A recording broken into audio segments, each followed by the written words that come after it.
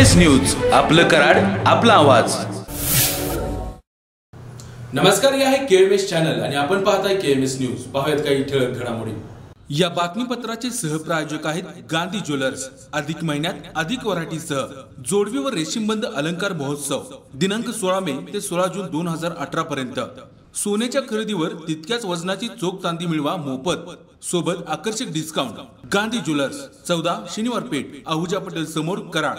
Phone number 02164 22 59 97। Gandhi jewellers आणि smile mobile shopping. फक्त आधार card व बँक पासबुक घेऊन या आणि नवीन मोबाईल घेऊन जा।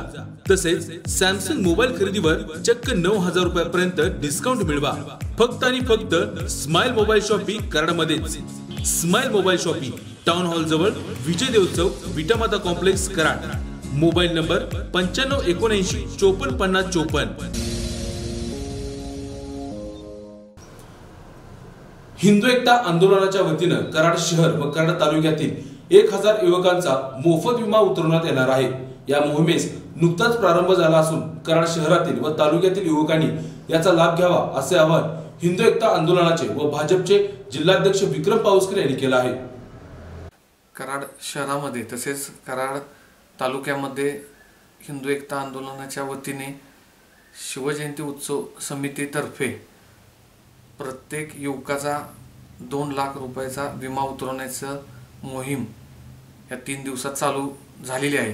ही मोहीम अखंडपणे पंचकृषीतील जेवढे ग्रामीण गावे आहेत त्यामध्ये सर्व ग्रामीण गावांमध्ये ही मोहीम हिंदू एकता आंदोलनातर्फे राबवली जाणार आहे। समाजातील प्रत्येक घटकाला याचा लाभ व्हावा यासाठी हिंदू एकता आपल्या दारी ही संकल्पना हिंदू एकता आंदोलन कराड शहर यांच्या वतीने राबवण्यात येणार आहे। हिंदू एकता आंदोलन शिवजयंती उत्सव समितीस येत्या वर्षी 50 वर्ष पूर्ण होत आहेत।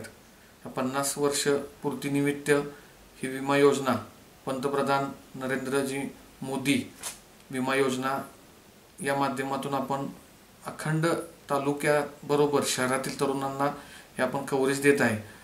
एखादा युवक अपघाती दगावला तर त्याचं कुटुंब पोरकं होतं किंवा त्यांना आर्थिक पाठबळ नसतं, तर त्या कुटुंबाला आर्थिक पाठबळ मिळावं या उद्दिष्टानं हा उपक्रम राबवला जात आहे। या उपक्रमाचा अखंड तालुक्यातील तसेच शहरातील युवकांनी लाभ घ्यावा। जय हिंद, जय महाराष्ट्र। KMS न्यूज, आपलं कराड, आपला आवाज। स्वतःच्या फायद्यासाठी पक्षामध्ये दुपळी निर्माण करून काँग्रेस पक्षामध्ये संभ्रम अवस्था निर्माण करणाऱ्या आमदार जयकुमार गोरे यांनी भाजपची सुपारी घेतली आहे का, अशी टीका काँग्रेसचे जिल्हाध्यक्ष आमदार आनंदराव पाटील यांनी आमदार जयकुमार गोरे यांच्यावर केली। तसेच वेळप्रसंगी कराड उत्तर मधून वेगळा विचार करून देखील निवडणूक लढवणार असल्याचं वक्तव्य करणाऱ्या धैर्यशील कदम यांच्यावर देखील आमदार आनंदराव पाटील यांनी टीका केली। 1978 सालापासून युवक काँग्रेस चळवळीमध्ये स्वर्गीय प्रेमलताई चव्हाण यांच्या माध्यमातून काम करायला सुरुवात केली। नंतर आमचे नेते पृथ्वीराज चव्हाण यांच्याबरोबर गेले अनेक वर्ष संघटनेत काम करणारा एक कार्यकर्ता, जिल्हा काँग्रेस कमिटीचा अध्यक्ष या नात्यानं पक्षानं आजपर्यंत जे कार्यक्रम दिले, शिबिरं दिली, ती आजपर्यंत यशस्वी राबवायचा प्रयत्न केलेला आहे। पण काही मंडळींना स्वतःच्या व्यक्तिगत फायद्यासाठी पक्षामध्ये दुफळी माजवायची आणि अशा पद्धतीची बेताल वक्तव्ये गेले अनेक दिवस सातत्यानं करत आहेत। त्यामुळं जिल्ह्यातल्या सर्व पदाधिकाऱ्यांनी काल सातारला बोलवलं आणि सातारला एक प्रेस नोट दिली पत्रकारांना की नाना तुम्ही आता थांबा, आम्हाला बोलू द्या, कारण एवढं चांगलं काम करून देखील जर तुमच्या कोणतरी चिखलफेक करत असेल तर त्याची जागा त्याला दाखवली पाहिजे। कारण संघटनेचे विस्तारानं कालच्या प्रेसमध्ये आलेलंच आहे, कारण का त्यांचे थोरले बंधू हे माझ्यावर त्या काळामध्ये अनेक वर्ष युवक संघटनेत काम करत होते। त्यावेळेला राजकारणात त्यांचा काही संबंध नव्हता। अनेक माणसं त्यांना नंतर ज्यांनी युवक काँग्रेस अध्यक्ष रणजित देशमुखांनी दिलं त्यांनासुद्धा त्यांनी त्यांच्या जिल्हा परिषदेच्या उमेदवार सदस्य स्वतः होते, त्यांच्या पत्नीलासुद्धा उमेदवारी दिली नाही आणि त्याचं सुद्धा वक्तव्य लोकांनी केलं। कदम साहेब, त्यावेळचे संपर्कमंत्री बंटी पाटील साहेब यांनी, विश्वजित कदम यांनी सुद्धा आग्रह धरला, पण त्यांनी कुणाचं ऐकलं नाही.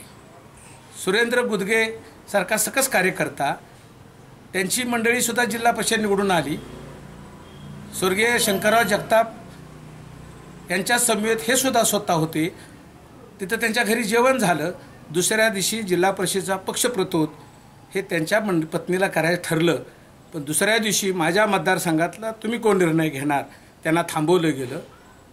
अशा पद्धतीचं सातत्यानं सातारा जिल्हा कब्जात आणायचा प्रयत्न, आणि मी कोणतरी मोठा आहे असं दाखवायचं. पक्षापेक्षा कुणीही मोठं नाही याचे त्यांना भान राहिलेलं नाही, आणि म्हणून नाईलाजानं कालची प्रेस आम्हाला घ्यावी लागली. साधं पक्षाचं सभासदसुद्धा झाले नाही. म्हाडा जिल्हा युवक काँग्रेसचे अध्यक्ष सोमनाथ कदम हे, सोमनाथ भोसले हे या ठिकाणी आले. 400 पुस्तकं सभासद दिली, त्याच्या डायरीमध्ये नोंद आहे.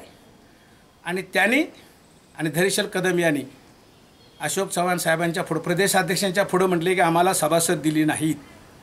त्यावेळेला ते सभासदाची जी पुस्तकं कुणी लिहिली जिल्ह्यामध्ये, त्यांची वही टाकली. अध्यक्षांच्या लक्षात आलं की हे खोटे बोलत आहेत.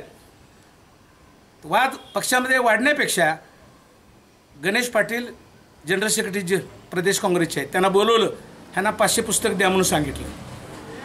त्यांनी एकही पुस्तक नेलं नाही. मान खटावमध्ये एकही काँग्रेसचा सभासद केलेला नाही. धैर्यशील कदमांना काँग्रेस पक्षानं उमेदवारी दिली, पृथ्वीराज चव्हाणच्या नेतृत्वाखाली त्यांना उमेदवारी दिली. 57,000 मतं दिली लोकांनी, काँग्रेसच्या लोकांनी दिली मतं. त्याचे भान विसरले आणि ते प्रत्येक भाजपच्या दारात जात आहेत, रात्रीचे गुपचूप बैठका घेत आहेत, शिवसेनेच्या लोकांना भेटत आहेत. माझी 57,000 मतं, तुझी 57,000 मतं आहे. मागच्या त्याच्या अगोदरच्या निवडणुकीमध्ये अर्ज त्यांनी भरला, काही देवाणघेवाण झाले, अर्ज विड्रॉल करून टाकला. आज कशासाठी प्रेस कॉन्फरन्स घेतली तुम्ही? दर वाढवण्यासाठी. आणि नेत्याचंसुद्धा, पृथ्वीराज चव्हाणचे नेत्यांसुद्धा ऐकणार नाही, मी उभाच राहणार आहे, अशी भेकताल वक्तव्य काँग्रेस पक्षामध्ये चालणार नाही.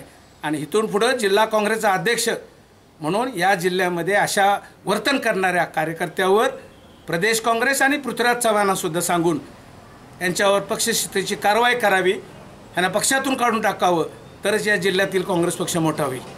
अन्यथा अशा पद्धतीची वक्तव्य करून स्वतःच्या व्यक्तिगत फायद्यासाठी जर कोण त्यांना कारखाना काढलाय, लकलाप, लोकांचं शेतकऱ्याचं भलं करू द्या, पण नेत्यांच्यावर बेताल वक्तव्य करून मी कुणाचं ऐकणार नाही, त्याला काँग्रेसमध्ये थार नाही. सभासद झाला का मी? साधं काँग्रेसचे सभासद नाही, तुम्हाला काय नैतिक अधिकार प्रेस कॉन्फरन्स घेऊन मी काँग्रेसच्या विरोधात?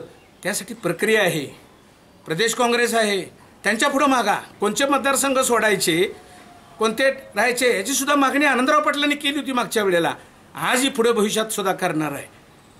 आणि म्हणून आज वातावरण फिरू लागलेलं आहे. आणि यांना जर स्वतःच्या उद्योगधंदे वाढवण्यासाठी कुठल्या तरी भाजपच्या शिवसेने नेत्याकडे जाऊन आज काँग्रेसमध्ये आहे असं दाखवून दरवाढाचा उद्योग करत असतील तर हे खपवून घेतलं जाणार नाही.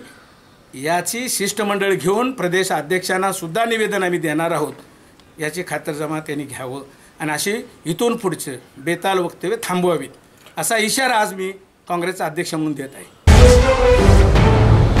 KMS न्यूज, आपलं कराड, आपला आवाज. 3 वर्षातून एकदा येणाऱ्या अधिक महिन्यात करवीर निवासिनी श्री अंबाबाई देवीचा अवभृत स्नान सोहळा मोठ्या उत्साहात संपन्न झाला. हा सोहळा पाहण्यासाठी पंचगंगा नदीच्या काठावरती भाविकांनी मोठी गर्दी केली होती. 3 वर्षातून एकदा अधिक महिन्यामध्ये करवीर निवासिनी श्री अंबाबाई देवीचा अवभृत स्नान सोहळा होत असतो.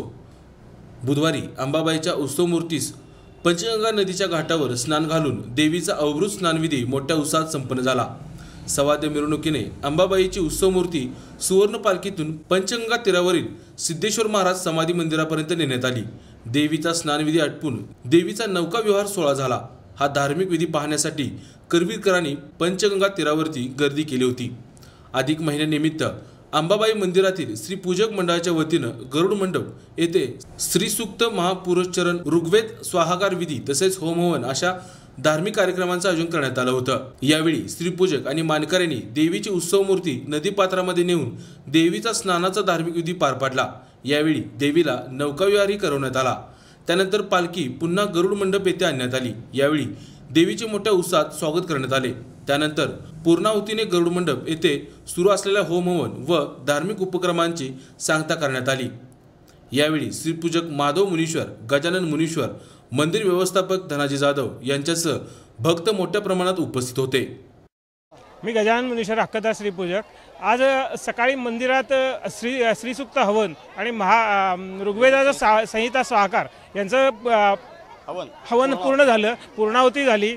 त्यानंतर देवी महत्त्वाचं पंचगंगेच्या स्नानाकरता इथं आली। पंचगंगेची पूजा आणि तिच्यासमोर तिच्यात स्नान देवीचं हे सगळं आवरून आता पुन्हा देवीची इथं पुन्हा स्वच्छता पूर्ण करून अलंकार पूजेसह पालखीतून मंदिरात ती पुन्हा जाणार।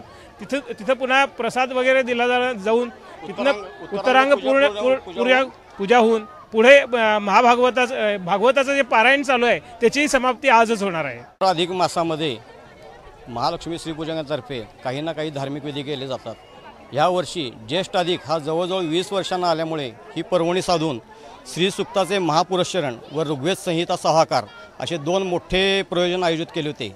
त्याची सांगता आज होत असून अवभृत स्नान देवीच्या अवभृत स्नानाने व पंचगंगा नदीच्या पूजनाने होत आहे। आत्ताच नुकते अवभृत स्नान पूर्ण झाले असून आता देवी सिद्धेश्वर महाराजांच्या समोर भेटीला जाऊन तिथं पुढचे उपचार होऊन ती परत मंदिराकडे जाईल। KMS न्यूज, आपलं कराड, आपला आवाज। आणि आता पाहूया गांधी ज्वेलर्स मधील सोने आणि चांदीचे बाजारभाव। सोने 24 कॅरेट 31,000 रुपये, तर 22 कॅरेट 29,080 रुपये आणि चांदी प्रति 1 किलो 40,400 रुपये। आणि याचबरोबर आज इथंच थांबूया। वैविध्यपूर्ण घडामोडींसाठी पाहत राहा KMS न्यूज, आपलं कराड, आपला आवाज। नमस्कार।